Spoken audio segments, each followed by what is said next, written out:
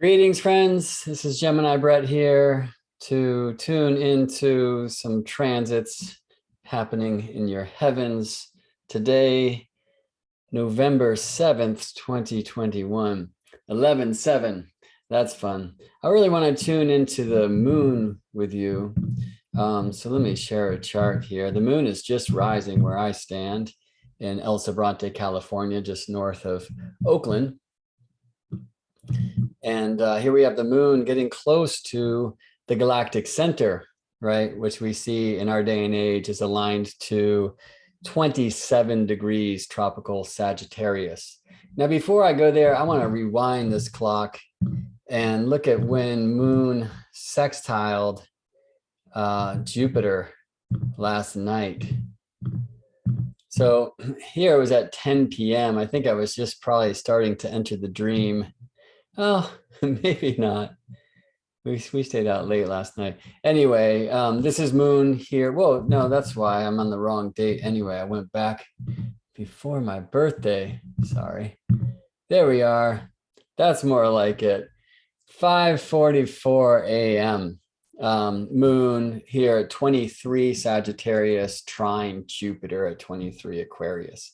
And by the modern definition, moon then went void of course.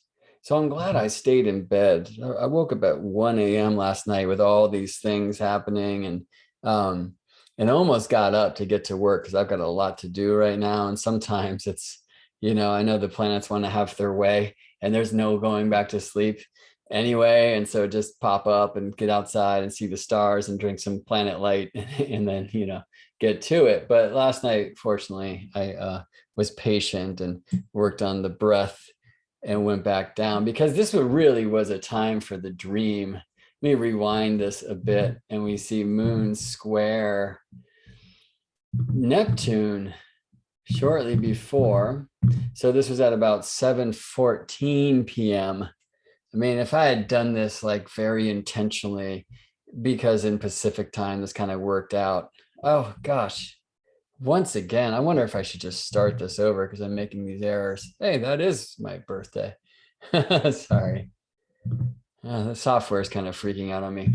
Here, November 7th, 2021 at 1:46 a.m. Okay, so this is when I was up kind of thinking maybe I should just get to it. And we have the Sagittarius moon squaring Neptune. Now, we're going to still be kind of holding that energy. And maybe you had big dreams last night yourself. These, there's like belief and faith in that square of Sagittarius and Pisces. And I think moon is really wanting to take us on an adventure a little further out than typically we will allow ourselves to go. And this is a general tendency of Sagittarius and one of the reasons why we love that beautiful fire way, the smoke that rises to the heavens, taking its own path. For me, that's like the nature of the Sagittarian quest for truth. And at this time, moon is also out of bounds. So I'm going to return to that, but I'll just say it's an even further out Sagittarius. So the truth is the tropical zodiac is a directional phenomenon. So every day, for example, the rudder, which is the ascendant or the ascendant descendant axis, rudders north and then south of the cardinal directions, east and west. And the greatest north is Gemini, the curiosity that takes us way out. And then Cancer says, come back home. I mean, you can see it in the Cancer glyph. On the other side to the south, so both rising at the southern extreme of east and setting at the southern extreme of west, and in the northern hemisphere where the midheaven is due south, that therefore is the short trip through the sky. The opposite is true for the southern hemisphere, where rising south of east and setting south of west is a long trip because it must culminate in the north.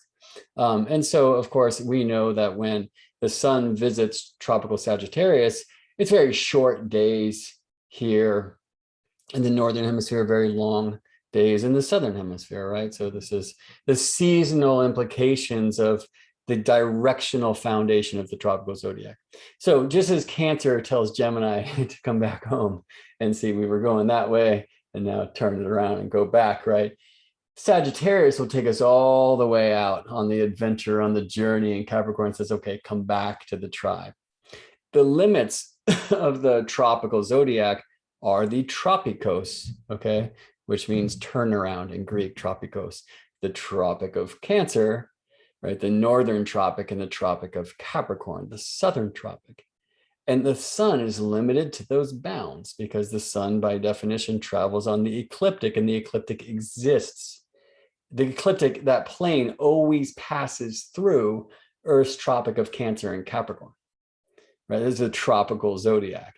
And this is why I'm a huge fan of studying, learning, integrating, and also teaching the astronomy of the thing, because it really just helps you understand so much of why we say that Sagittarius takes us on these long quests and Capricorn's about the tribe. You know, it's happening on Earth. It's like literally fundamental Earth astronomy. All right. Well, the sun's limitation is the Tropic of Capricorn and the southern limit. But the moon right now and Venus, and this is the other thing I wanted to speak about with you, is that moon is going to meet Venus out of bounds. So let me get back to the chart and I'll show you that, and I'll show you in Stellarium, and I'll try to wrap this up. So here we had last night, in the middle of the night in Pacific time, or this morning, whatever you want to call that, moon squaring Neptune. It's a huge dream signature. And then moon, who most previous Ptolemaic aspect, right? So aspect to a visible planet, was actually the sextile to Saturn, because Sagittarius is said to be blind to Scorpio. And traditionally we would limit this to visible planets, okay? So moon actually here was between Saturn and Jupiter. But when we open our eyes to the things we can't see with the naked eye alone, we find that Jupiter, after the sextile with Saturn, did square Neptune, right? In a Sag moon sextile Saturn, there's some agreement of like getting out of the box and opening the mind.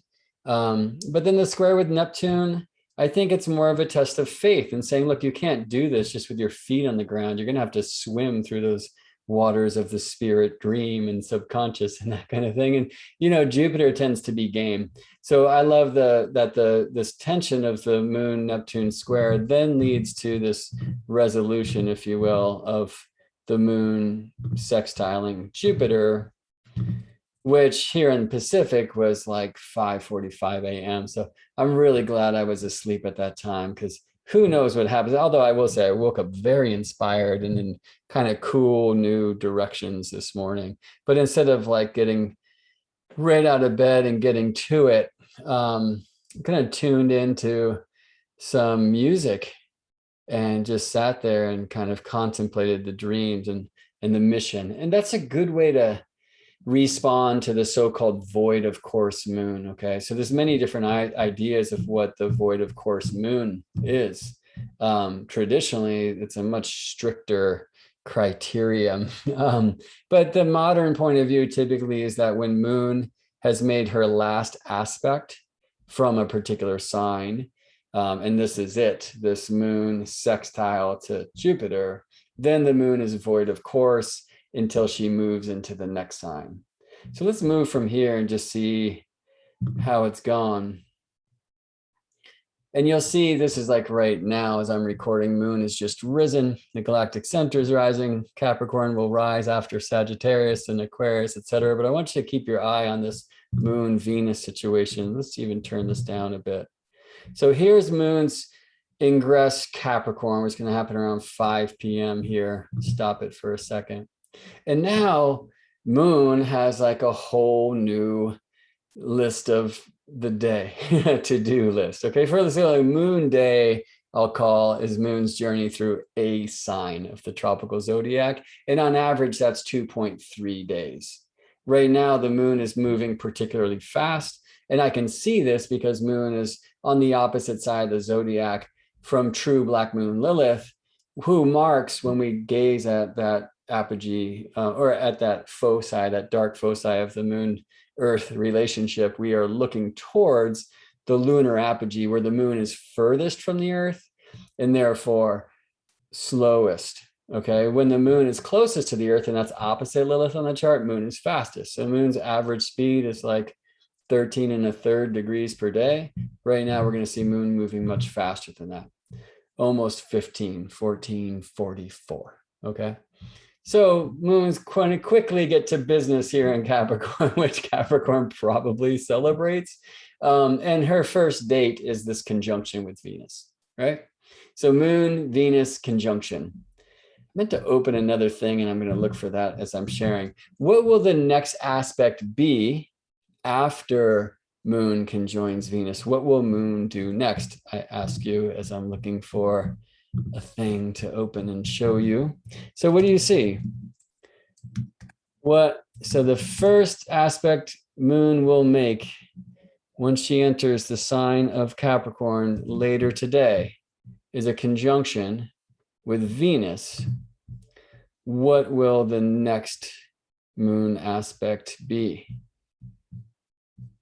You got it? It looks to me like that sextile with Mercury. And I stalled just long enough to find the thing I'm looking for.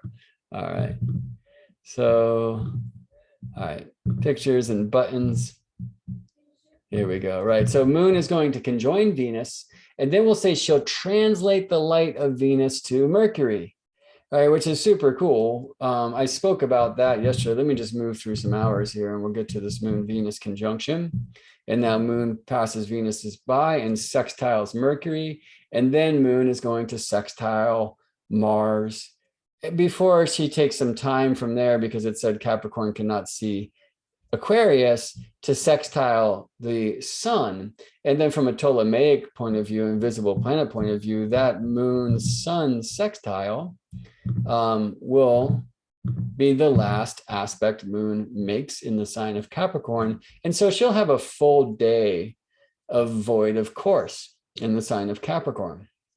Now, if there's any signs that really enjoy this idea of void of course, where we say, yeah, don't rush out of bed, stay in the dream, don't go clock in and work, but get in your meditative space.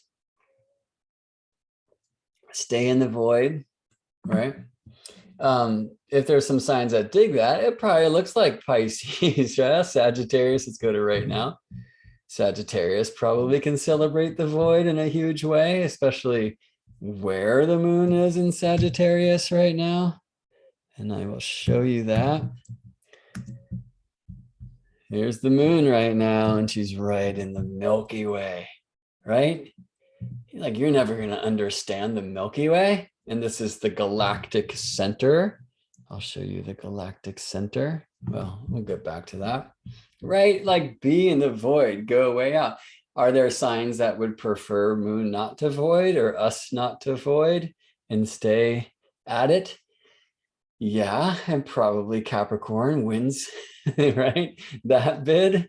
And so Moon is actually going to have this really long void in Capricorn. I'm going to fast forward once again to Moon's last Capricornian aspect, Moon sextile Sun, which will be tomorrow, November 8th, on Moon's day at like 9:06 p.m. Pacific.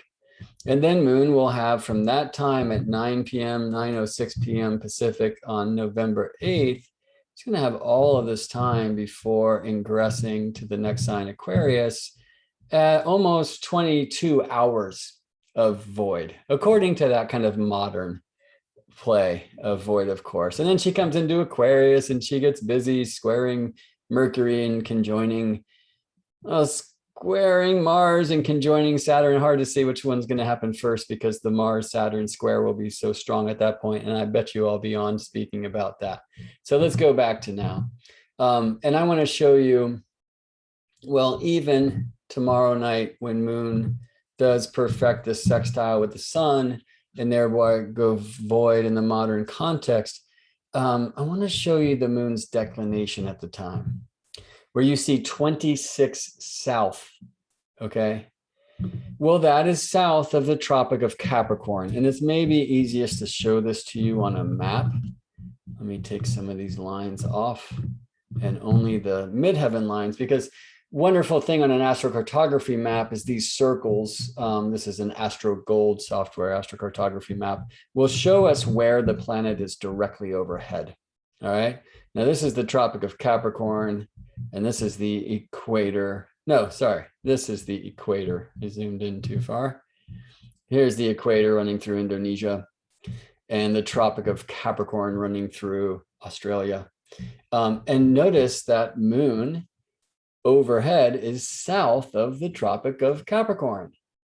And look at Venus, even more so.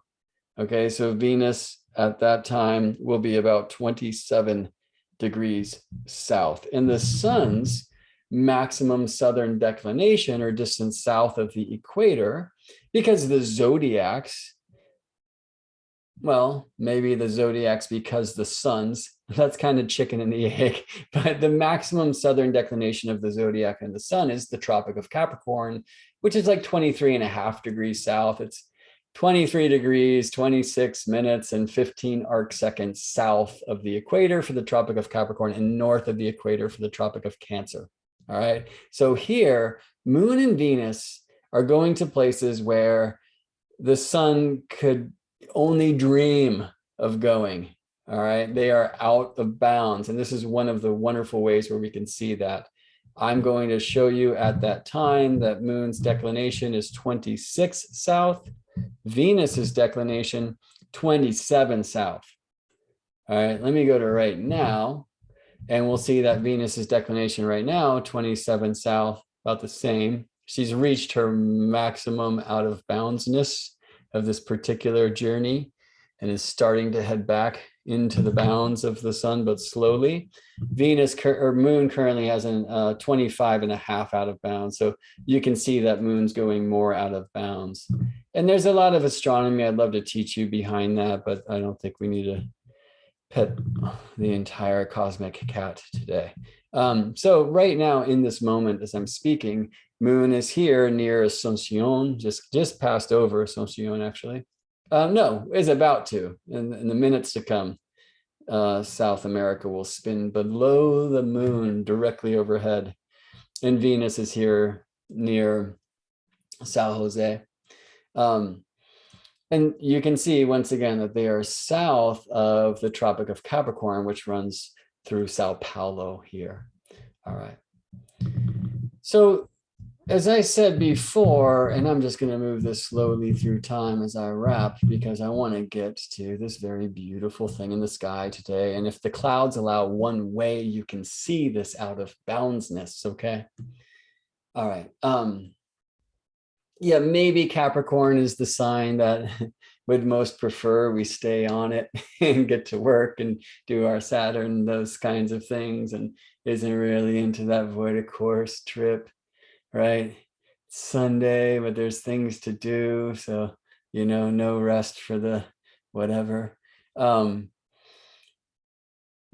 when we're out of bounds, right?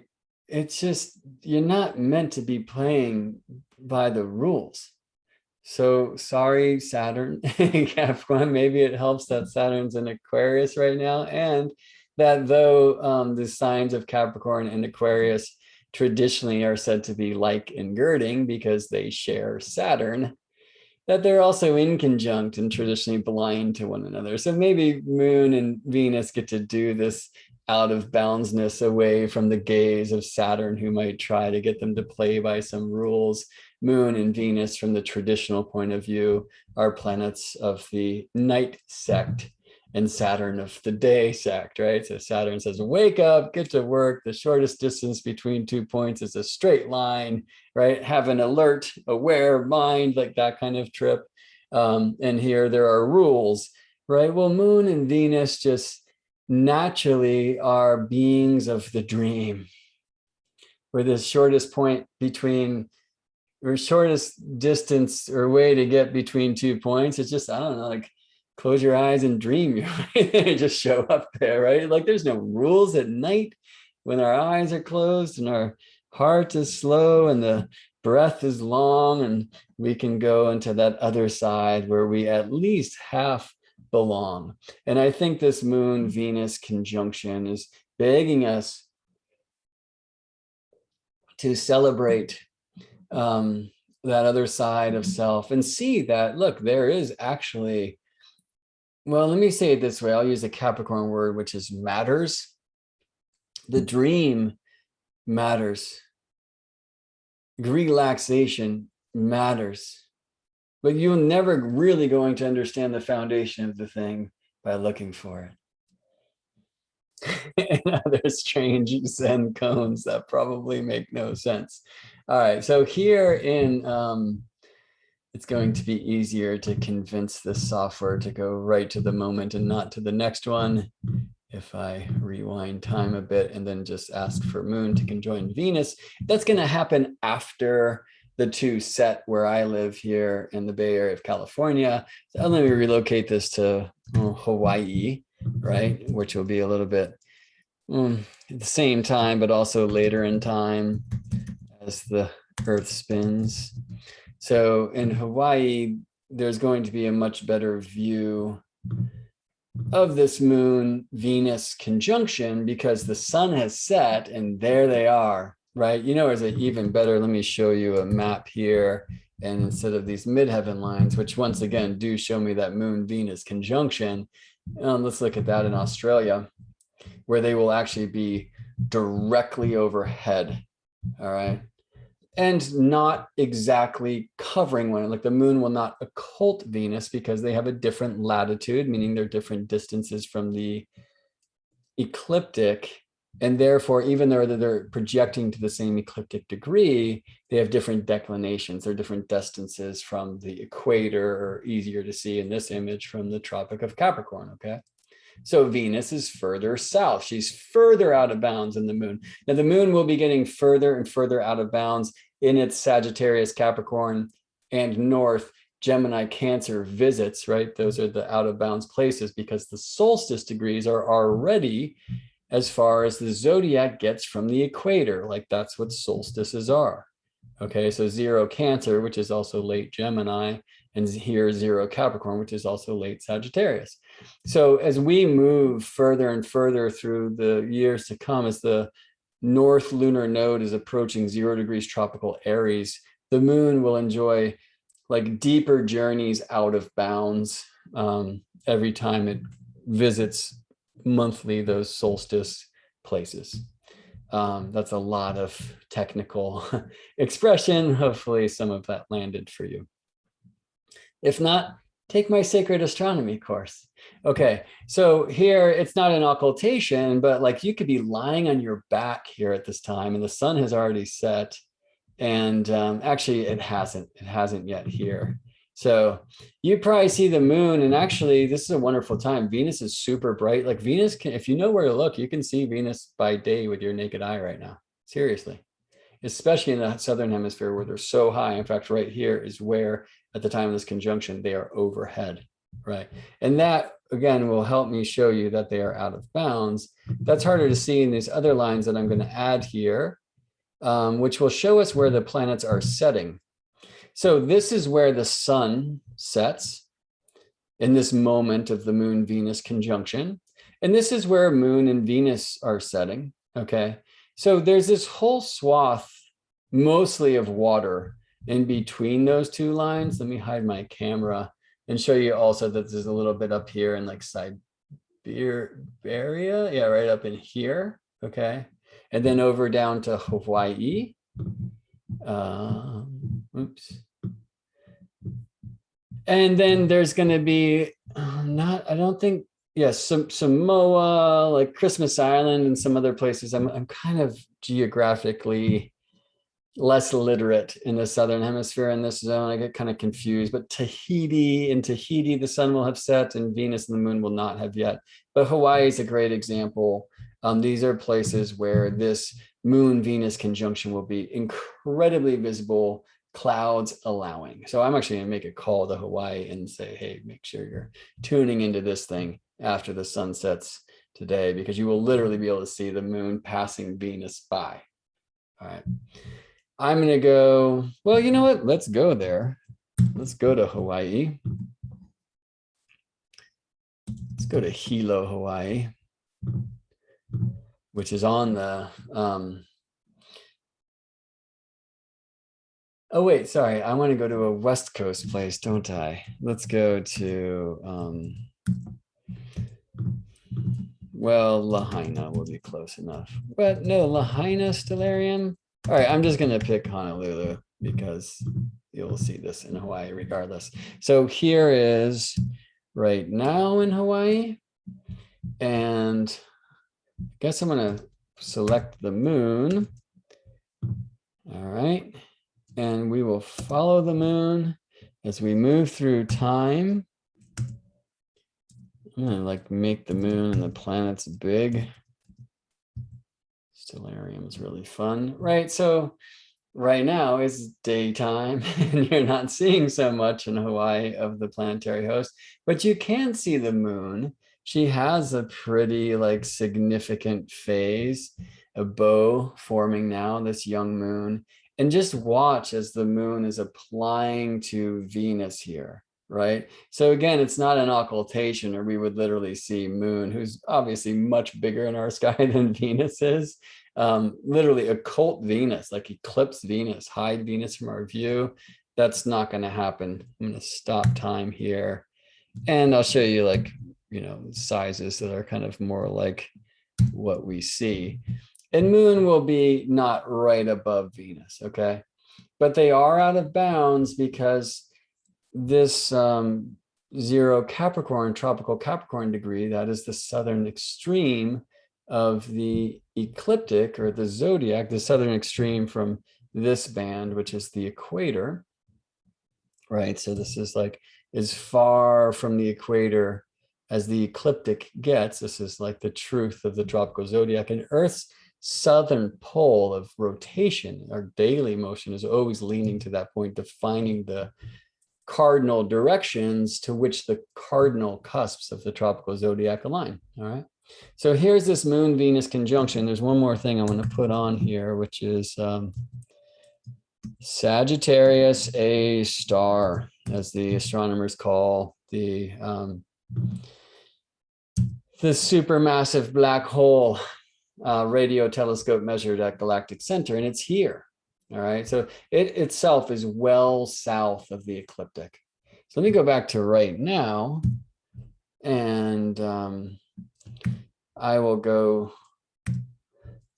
back to some time before right now, and let's go east of here, and we'll get them above the horizon too. Just do that. Because not too long ago, moon swam through this 27th degree of Capricorn that the galactic center projects to. It's like here, right? So as I move through time, we'll see the moon kind of go through that zone. Now, every time moon or any other planet reaches 27 degrees tropical Sagittarius in our day and age, because that is the longitude, the celestial longitude of galactic center. This 26709 means 27 Sagittarius and 9 minutes. Anytime planets go through that like line, they're aligned longitudinally to galactic center. But because galactic center has a southern latitude, this is its distance south of the ecliptic plane, this distance of 5.5 degrees, planets need to be 5.5 degrees south of the ecliptic. They really want to pass between Earth and the galactic center exactly. All right. And moon, because she's south right now, is getting close. Now, as I said, over the years to come, like let me go to 2024 and we'll just find a time when the moon comes around. Where are you, Luna? There. Okay. So there we go. Pretty close, right? So if I move through time here, here's 2024, 2025, I think maybe even more so, when moon will be traveling so close to the galactic center. And our time right now, and there's right now. Some days ago, Venus, when she passed those Sagittarian degrees, got exceptionally close because at the time, Venus herself had significant southern latitude, and in these degrees, therefore, also southern declination. So that's an amazing cool thing. All right, so back to right now and then some hours from now. And let me go back to Hawaii.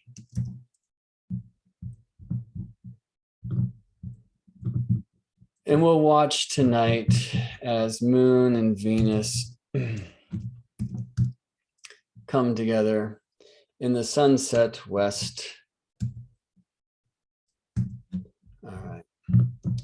So close to the galactic center. This is a beautiful thing to behold. Of course, the moon looks much larger than Venus. Maybe I'll do that. It's kind of like this, right? This beautiful young crescent moon, right? Who's so close to Venus in the sky. It's just, in the sky will look a lot more, well, in Hawaii, the sun will have set pretty far below already, so it'll be pretty dark. One of the ways where we can notice this, okay, so it's just seeing their beauty, but also let me show you a thing. I'm gonna move through time. One of the ways that we can notice out of boundsness is this. So notice where, and I'm in, maybe I'll get more specific. I'm gonna go to Honolulu. Okay, so notice where the 0 Capricorn point sets in Honolulu. And it's here, well, south of west, right? A little bit further than west-southwest. But look at where Moon and Venus are setting. They're setting even further south. So we've had clouds since new moon time. And now it's finally clear. And I'm praying it stays that way, because I cannot wait to see here where I am, even though the conjunction actually happens after they set. I will certainly be able to see before their exact conjunction, Moon and Venus together setting south of west and further south than sun can ever set. It's one of the ways where we notice out of boundsness in our sky. So like out this window, there's a hill that I call Solstice Hill, because it's where the solstice sun sets. This is today.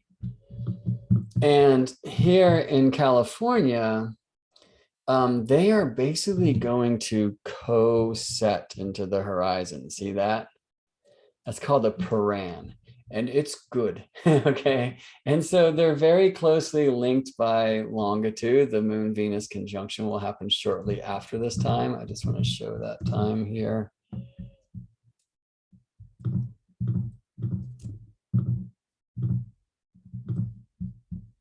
So they won't look as conjunct on the chart yet. Was it 7:39 p.m.? Oh, cool. Yeah, it's my birth time. And it doesn't even look like they've set yet, right? It's like Sagittarius is setting, but if I show you this altitudes list, you're going to see that Venus, right, has just set minus ½ degree below the horizon.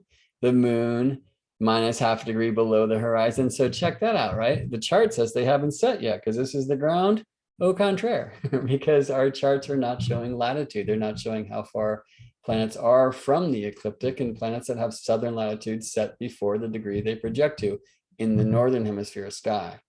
So these two are going to set sometime around 7:37, according to these tables. And because, you know, I don't have a flat horizon, I'm going to probably look around this time.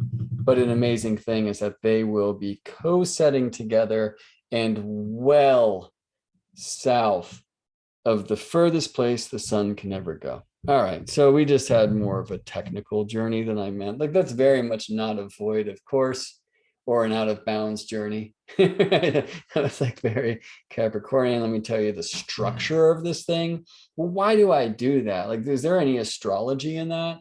Yeah, I mean, in fact, that for me is the gateway into a deeper astrology than, you know, I feel, I don't know, a deeper astrology.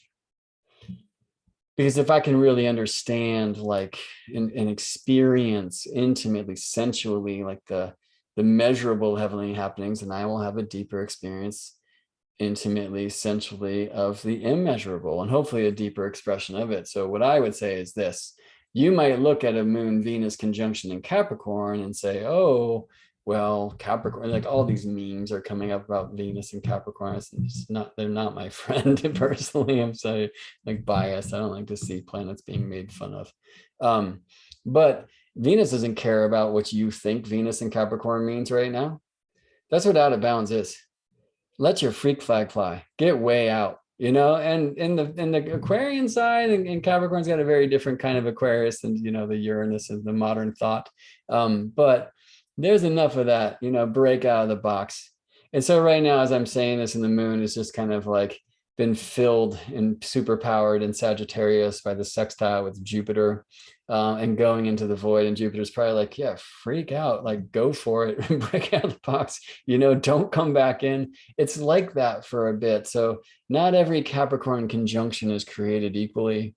Even not every Moon-Venus Capricorn conjunction is created equally.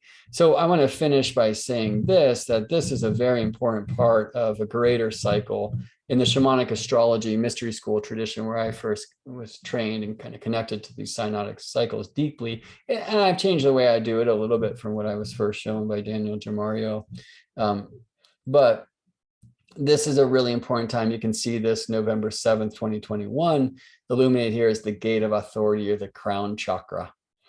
But in Capricorn, but in a Gemini cycle. And I call it a Gemini Aries cycle. That's one of the ways where I've kind of branched out. So the intentions of this overall Venus cycle, which was seeded in June of 2019, they're 19 months things, and the next one will be seeded in Capricorn in January of 2022, right? So we're kind of running to the end of this long Venus cycle.